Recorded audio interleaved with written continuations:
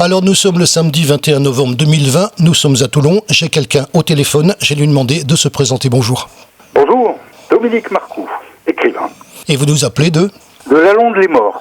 On se connaît déjà depuis un petit moment. La première fois qu'on s'est vu, je crois que c'était hier, c'était dans les années 2013. On est content de vous avoir à nouveau au micro puisque bien sûr de l'eau est passée sous les ponts. Vous connaissez le contexte particulier que nous avons actuellement. Il y a des salons d'écrivains qui devaient se tenir, qui sont annulés par la force des choses. Et vous avez vu que depuis quelques temps et quelques interviews, nous avons donné la parole bien sûr à des personnes qui auraient dû participer à ces salons et qui de ce fait ne peuvent pas se rendre dans ces salons, rencontrer les gens, rencontrer également les lecteurs qui viennent vous voir dans les salons. C'est l'occasion rêvée de vous donner la parole au téléphone, de nous expliquer un petit peu les choses. Alors, vous avez vu qu'on a fait déjà pas mal de monde. Quand on s'est rencontré hier, c'est un petit peu les débuts. Je l'ai dit lors d'un précédent interview, il y a également ce que vous présentez, puisque vous ne présentez pas que le dernier. Ici, ça va être l'occasion de faire un tour d'horizon de tout ce que vous avez écrit. Nous, on nous a envoyé toutes les couvertures. L'occasion de faire un petit historique de tout ce que vous avez fait. Et la première question que je vais vous poser, écrivain depuis quand ? Oh bien, ça fait une dizaine d'années environ, même si j'occulte un petit peu le fait que j'avais publié d'une manière tout à fait interne un bouquin que j'avais appelé Les années tilleuls, mais qui était réservé exclusivement à l'usage de ma famille, de ma propre proche famille. C'était en 89, je m'en souviens très bien. J'avais sorti ce bouquin, qui était les histoires de ma vie ou de celle de mon épouse ou de ma famille. Je l'avais sorti lors de la chute du mur de Berlin, en 1989. J'ai publié bien plus tard mes premiers livres, notamment Le Château de Jérémie. Comme j'ai beaucoup travaillé dans ma vie, que j'ai beaucoup bougé du fait que j'avais une profession m'obligeait à me déplacer régulièrement, il a fallu attendre un petit peu que j'arrive à la retraite pour me relancer dans l'écriture. Et c'est en quelle année Je crois que Le Château de Jérémie, qui a été mon premier roman, doit dater de 2010 ou 2011, et je l'avais publié à l'époque chez Edilivre. C'était bien sympa. Et puis j'allais de temps en temps à la fête du livre de Toulon, où là j'ai rencontré Monsieur Chevassu, qui m'a dit « Mais j'ai vu, vous avez déjà un premier livre ». Il me l'a repris en définitive. Depuis cette date-là, c'est-à-dire environ 2011, 2010-2011, j'ai publié jusqu'à aujourd'hui 10 romans.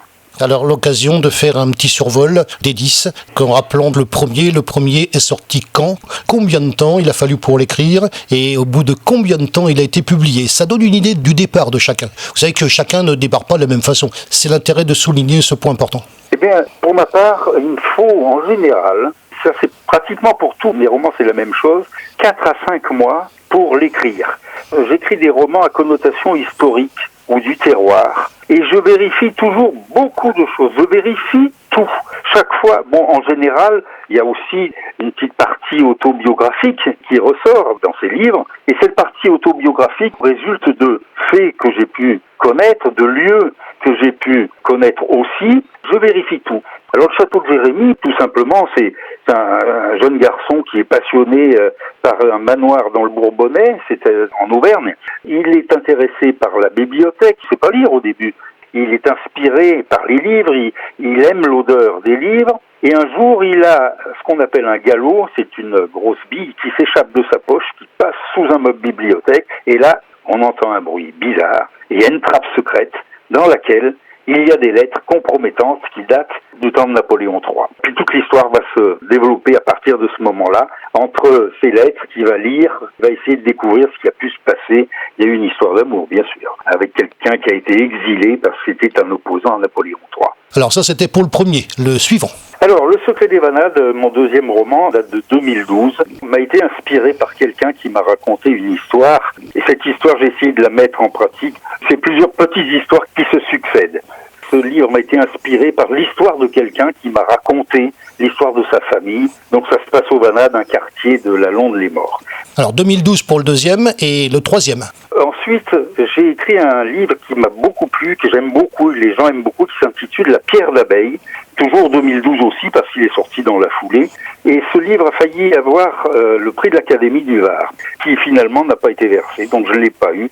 Mais par contre, c'est un bouquin qui plaît beaucoup, qui se passe à deux époques différentes, dans les années 1950, 800 ans plus tôt, toujours en Auvergne, avec une énigme, bien sûr, il y a à chaque fois une énigme qu'il faut découvrir au fur et à mesure dans ce livre. Alors ça, c'était le troisième. Le quatrième? Alors le quatrième, L'inconnu de Sausalito, je crois que c'est 2013. Alors ça, c'est une histoire amusante. Sausalito, on va dire, c'est une annexe de San Francisco, et c'est un endroit où il y a toujours d'ailleurs, des vestiges de toute la grande époque des hippies. C'est une histoire d'amour, c'est amusant parce que c'est un garçon qui revient de son service militaire qu'il a effectué dans la marine. Donc là, il y a le côté autobiographique. Quand il rentre, la petite qui lui était promise, elle n'est pas là. Et alors, il va essayer de la rechercher et il va se rendre compte qu'elle est partie du côté des États-Unis. Donc, il va repartir dans l'autre sens. Elle a disparu. Et là, il va essayer de la rechercher, mais il va se passer des tas de choses. C'est un thriller sur fond de hippie. Alors ça, c'est le quatrième. Je fais aussi un petit commentaire parce que quand je vous ai vu la première fois, donc hier, en 2013, je crois que il y avait sur la table, il y avait les trois premiers. Donc les trois premiers, je m'en souviens très bien. On a fait le quatrième, on passe au cinquième. C'est L'Oreiller de Russie, qui a été publié en 2014. Alors là, c'est une histoire vraie, c'est différent de tout ce que j'ai pu écrire jusqu'alors. On va dire que cette histoire, elle a été écrite à deux mains.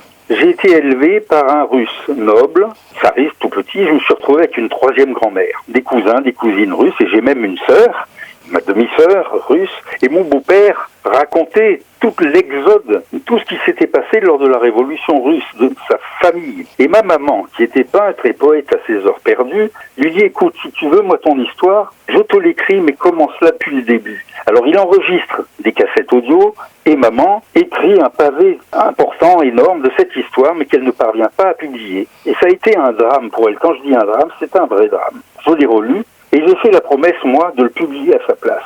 Donc il y a son écriture, et il y a la mienne, et il y a surtout beaucoup de choses que j'ai pu vérifier au niveau historique, parce que vraiment c'est une histoire, c'est l'histoire de ces familles qui ont quitté la Russie, et à l'époque il faut savoir quand même que 400 000 Russes sont arrivés en France, pour un pays qui comptait 40 millions d'habitants.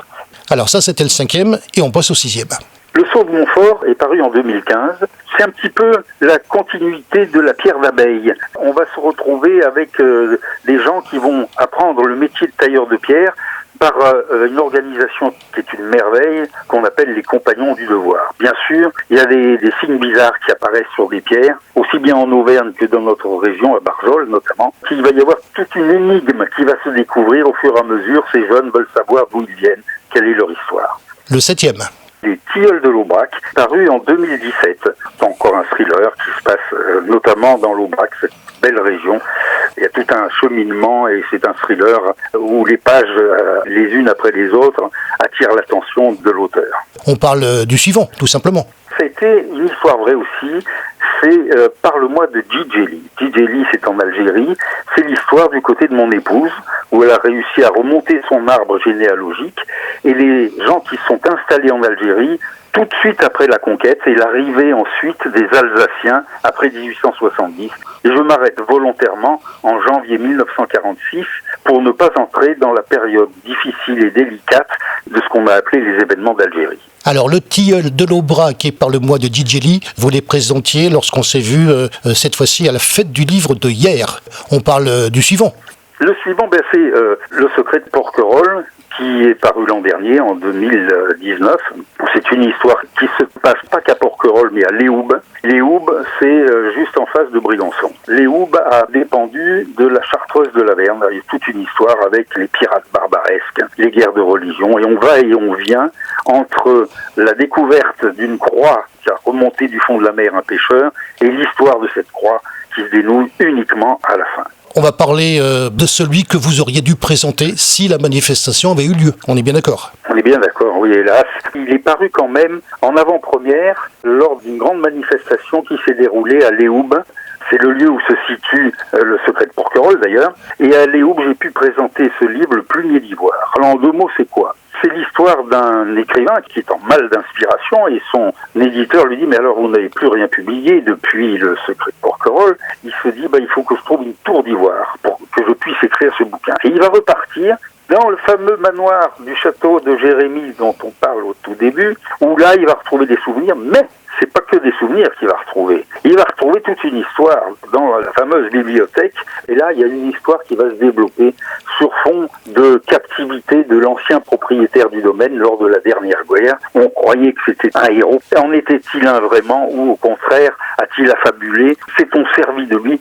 Toute une énigme qui ne se dévoile qu'à la fin, bien entendu. Alors ça, c'était celui qui aurait dû être présenté. Alors les questions récurrentes, bien sûr, qu'on a posées à toutes les personnes qu'on a interviewées, et celle-ci qui, pour moi, est importante, malgré que je vous ai vu faire. Vous êtes assez... quand vous êtes sur une manifestation, le moins qu'on puisse dire, c'est que vous êtes actif, savoir parler aux gens, et je l'ai constaté. Quand vous êtes sur un salon, j'aimerais avoir votre ressentiment, comment vous abordez les gens. Je vous ai vu faire, vous êtes fantastique là-dessus. Et puis surtout, pendant les dédicaces, quel est votre état d'esprit? Qu'est-ce qui se passe dans votre tête pendant les dédicaces? Moi, c'est tout simplement des rencontres. Parfois mes lecteurs, mais surtout des gens qui aiment lire.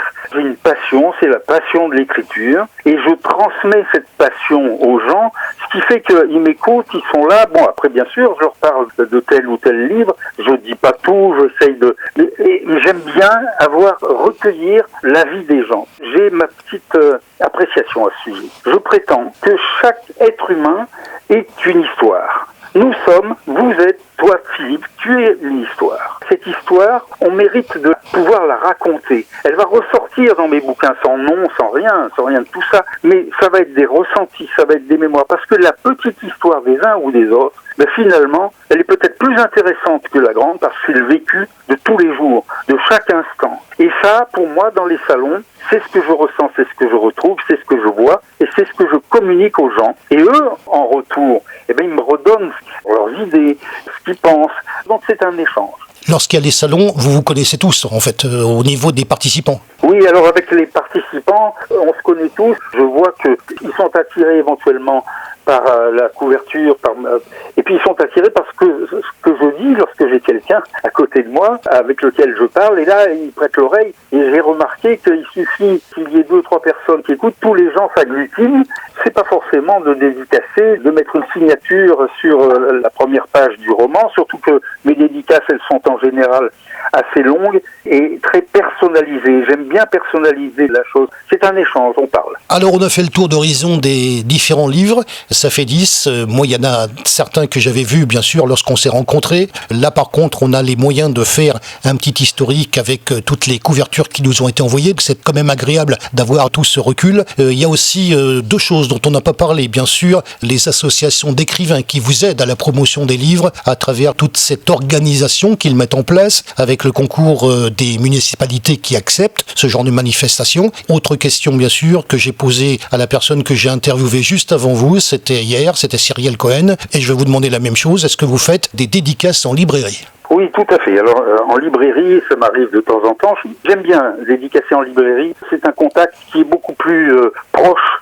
C'est beaucoup plus intime, on va dire. Il y a une question d'intimité qui se crée. Je le fais, oui, j'aime bien. Et quant à la participation d'une association d'écrivains, je participe à Plume d'Azur, qui organise régulièrement, notamment la Nuit du Livre à Bormes, qui est une manifestation assez étonnante, extraordinaire. C'est la nuit, c'est dans un cadre agréable, c'est un bon petit moment. Alors je voudrais juste dire une petite chose. Vous m'avez demandé tout à l'heure combien de temps je mettais pour écrire mon bouquin. 4, 5, 6 mois, ça fait 1 an avec la correction. Mais par contre, mon histoire, elle doit tenir en une demi-page, pas plus. Et l'histoire, je sais comment elle va se passer, je connais les personnages, et là elle se déroule sans qu'il y ait un plan bien établi. Ça se fait tout seul, ça coule tout seul. Je transmets ça, et surtout, c'est là que les ressentis que j'ai pu avoir lors des dédicaces librairie ou pas, c'est là que tout ça ressort, et j'aime bien que les gens, avoir le retour, ils me disent ce qu'ils ont pensé de mon livre. J'ai un petit lectorat, ce qui n'est pas désagréable.